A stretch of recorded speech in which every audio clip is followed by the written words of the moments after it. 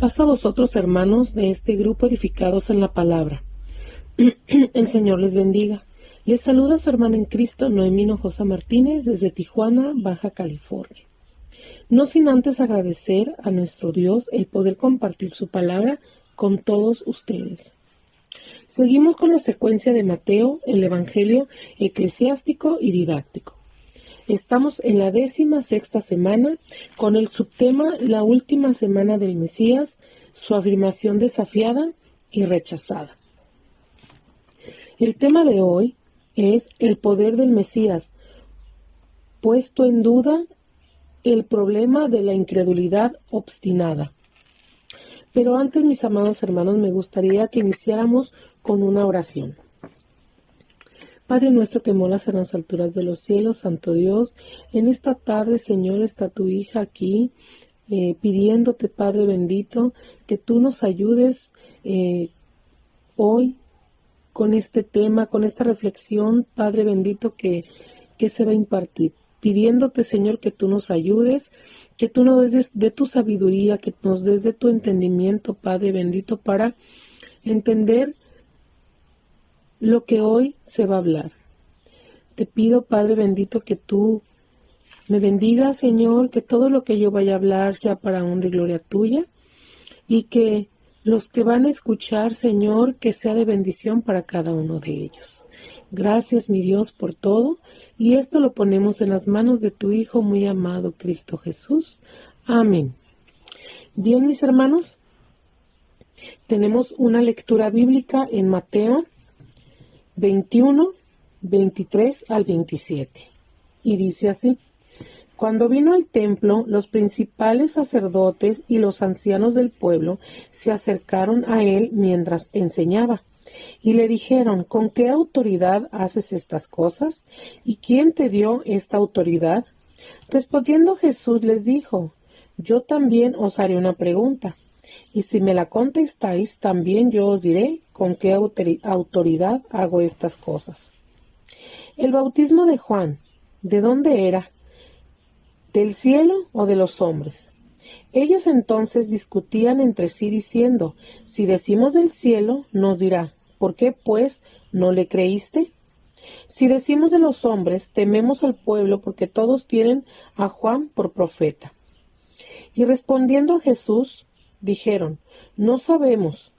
Y él también les dijo: Tampoco yo os digo con qué autoridad hago estas cosas. Jesús trata con sus oponentes religiosos llenos de justicia propia y líderes civiles. Cristo fue muy vigoroso en atacar la justicia propia, que quería justificarse por sus propios medios a sí misma. Ella es indigna del reino de Dios. 1. La incredulidad obstinada de los líderes. 2. La incredulidad desdeña a Cristo. 3. La incredulidad cuestiona la autoridad de Cristo. 4. La incredulidad tiene que responder al interrogatorio personal de Cristo. 5. La incredulidad causa triple pecado y culpa. Y 6. La incredulidad resulta en el silencio de Cristo y se rehúsa a revelarse. Esto es lo que se va a ver y se va a analizar en esta lectura. Y dice así, mis amados hermanos: La tensión que había entre Jesús y los líderes religiosos judíos continuó aumentando a medida que avanzaba la semana. Los sacerdotes que se le acercaron aquí ocupaban posiciones oficiales de liderazgo en el templo. Probablemente eran miembros del cuerpo gobernante religioso conocido como el Sanedrín. De hecho, eran menos populares que los fariseos, pero tenían más poder ya que estaban políticamente conectados con los romanos. Juntos, este grupo le hizo una pregunta a Jesús y se le acercó mientras estaba enseñando en el templo, probablemente en algún lugar de los atrios exteriores. La pregunta en sí misma es buena, pero se hace de una manera corrupta y poco sincera. En realidad, no es que este grupo se estuviera preguntando si deberían estar escuchando a Cristo o no.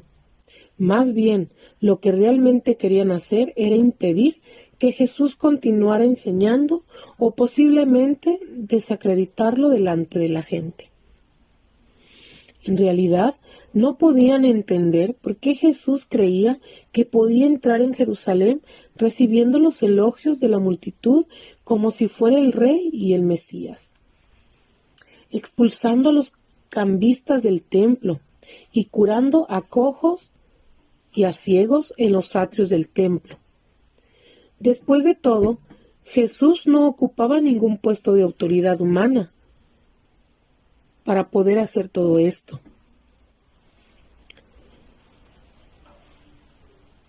No era conocido como un rabino, ni como un maestro. Tampoco era miembro del Sanedrín, ni un sacerdote que hubiera sido comisionado oficialmente, ni un fariseo, ni un escriba. ¿Quién o qué le daba el derecho de actuar y enseñar de esta manera? Así es, mis hermanos. Pues aquí le hacen estas preguntas, ¿verdad? ¿Cómo es posible? O sea, ¿quién eres tú? ¿Quién te ha dado ese derecho? Dudaban de él, ¿verdad? Y de lo que él era. Jesús, conociendo sus motivos, no responderá a su pregunta directamente. Sin embargo, las parábolas que comparte junto con sus otras enseñanzas les aclara la respuesta a aquellos que sinceramente querían escucharlas. Y esto lo encontramos en Juan 5, 19 al 24. Y voy a leer solo el verso 24, dice: de cierto os digo, el que oye mi palabra y cree el que me envió, tiene vida eterna y no vendrá a condenación, mas ha pasado de muerte a vida. Las personas que llegaron a creer en él, finalmente comprendieron que Jesús estaba actuando y hablando bajo la autoridad de su Padre. ¿Quién era y es Dios? Jesús representó a Dios en la tierra y actuó con toda autoridad de Dios en todo lo que hacía y decía. Mis hermanos, vemos en el versículo 24 cómo Jesús los encara así como ellos lo hicieron, pero los encara con otra pregunta. ¿El bautismo de Juan, de dónde vino? ¿Del cielo o de los hombres? Jesús responde con una pregunta similar, obligándolos a reflexionar sobre su propia creencia y sobre Juan el Bautista. Como resultado, este grupo de religiosos se dio cuenta que Jesús les había puesto en un apuro, porque si dijeran que el ministerio de Juan era del cielo, nos dirá: ¿por qué no creyeron en la doctrina que predicaba ni recibieron el testimonio acerca del Mesías? Ellos vieron que si reconocían la autoridad divina del bautismo y ministerio de Juan, entonces tenían que reconocer que Cristo era el Hijo de Dios. He aquí el Cordero de Dios que quita el pecado del mundo. Y yo lo vi y no he dado testimonio que este es el Hijo de Dios. Juan 1, 29 y 34. Y si decimos que el ministerio de Juan era de los hombres, tememos al pueblo, porque consideraban a Juan un profeta que hablaba por parte de Dios y de Israel. Hubo un hombre enviado de Dios, el cual se llamaba Juan. Este vino por testimonio para que diese testimonio de la luz, a fin de que todos creyesen por él. Juan 1, versículos 6 y 7. Al no poder responder, los líderes religiosos muestran su hipocresía y su falta de fe. Su falta de compromiso con la verdad les impide conocer la autoridad de Jesús.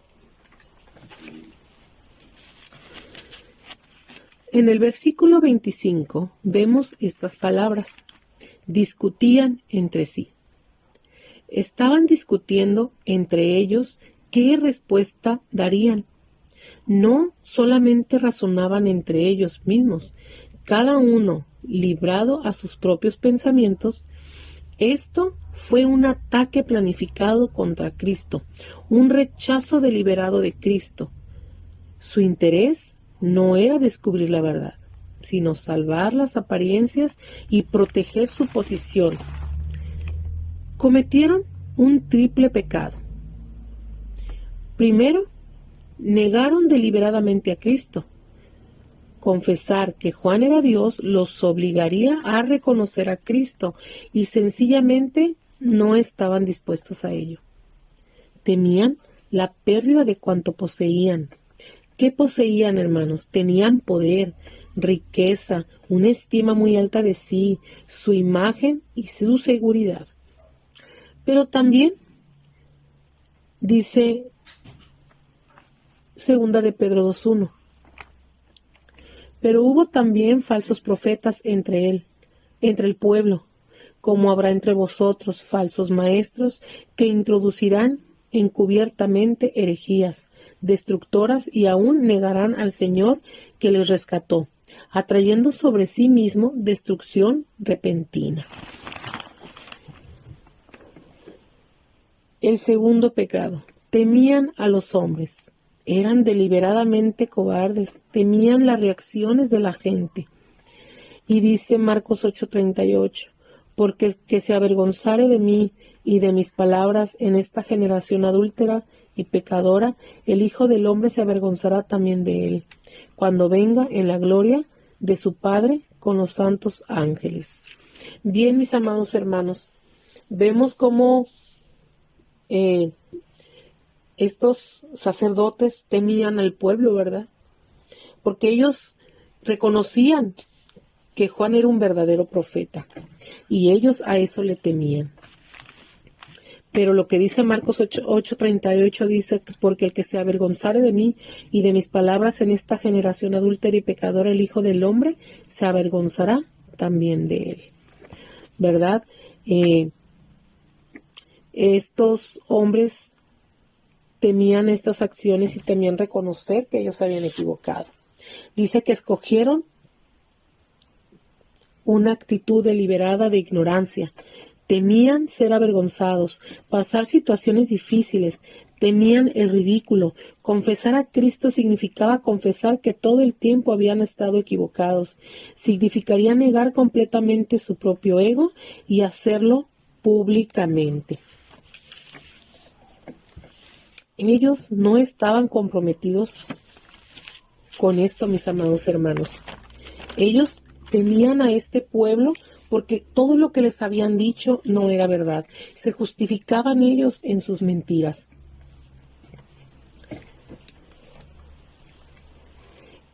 Ellos no estaban comprometidos con la verdad, sino con su propia seguridad.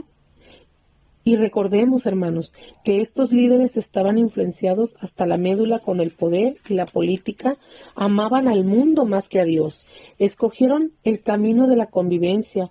Ahora pues, por cuanto vosotros habéis hecho todas estas obras, dice Jehová, y aunque os hable desde temprano y sin cesar, no oísteis, y os llamé y no respondisteis, os echaré de mi presencia, dice Jeremías capítulo 7, versículos 13 y 15. Vimos, mis amados hermanos, vemos que ellos respondieron de la manera más débil, diciendo, no sabemos. Debido a que no contestaron la pregunta a Jesús, Jesús tampoco les contestaría su pregunta. Ellos no estaban dispuestos a perder su posición, ni sus comodidades y seguridad. Revelaron lo deshonestos que en realidad eran. Vemos, mis amados hermanos, en esta lectura, en este pasaje, nos enseña la importancia de la humildad, de la búsqueda de la verdad y la disposición a reconocer la autoridad de Dios, incluso cuando es desafiada. Hermanos, pidamos a nuestro Dios nos ayude a poder actuar con justicia, buscando siempre la verdad en nuestras vidas. Recordemos que la incredulidad pone en duda el poder del Mesías, al generar desconfianza y resistencia. La idea de que Dios pueda actuar de manera milagrosa o trascendental. Mis amados hermanos,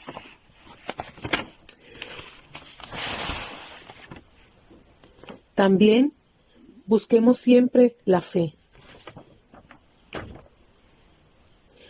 La fe siempre nos va a ayudar, mis amados hermanos, el creer en nuestro Dios, el creer en la autoridad de nuestro Señor Jesucristo.